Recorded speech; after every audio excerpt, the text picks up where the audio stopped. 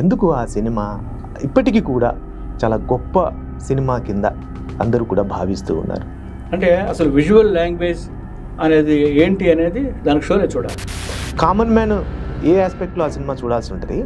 రెండోదేమో కొత్తగా సినిమా రంగంలో రావాలనుకుంటున్న వాళ్ళు ఈ సినిమా నుంచి ఏం నేర్చుకోవాల్సి ఉంటుంది? నెత్తుర్ని కన్నీళ్ళని కలపడం తెలియాలి.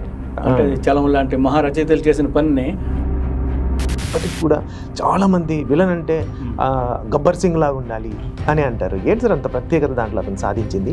అమితాబ్ కాలు పెడితే అట్టర్ ఫ్లాప్. ఆడొద్దు, సన్నగా పొడవుగా వాడు పొంగలా ఉంటాడు, వాడు పెట్టుకోవద్దు అని చెప్పారు డిస్ట్రిబ్యూటర్స్. సార్ ఇంకొక పాయింట్ ఏంటంటే అమ్జద్ ఖాన్ ఆ సినిమా విలన్ తర్వాత తన కెరియర్లో తన రికార్డుని తానే బ్రేక్ చేసుకునే ఇంకో క్యారెక్టర్ ఏమైనా చేశారా? వాళ్ళు నరకం చూశారు సినిమా తీయడానికి. ఎట్లా బీజం పడింది? చాలామంది అని అంటారు సెవెంత్ సమురై అకిరా కురోసావా సినిమాకి సంబంధించి ఏదో దీని మీద వాట్సాప్లో కూడా వచ్చినాయి. మీరు కూడా చెప్పారు ఏ సీన్ ఎక్కడి నుంచి కాపీ కొట్టారు అని. సో ఆ రివ్యూలో కూడా అప్పుడే ఉంది. ఫ్లాప్ సినిమా రాసేసారు అప్పుడే.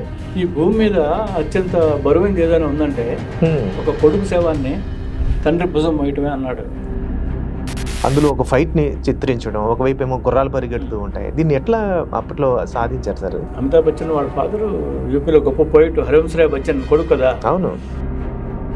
ఇది ఒక్కటే కాకుండా ఆ సినిమాలో మేజర్ సీన్ ఏంటంటేనంటే ఆ ఠాగూర్ కుటుంబాన్ని మొత్తం చంపేయటం.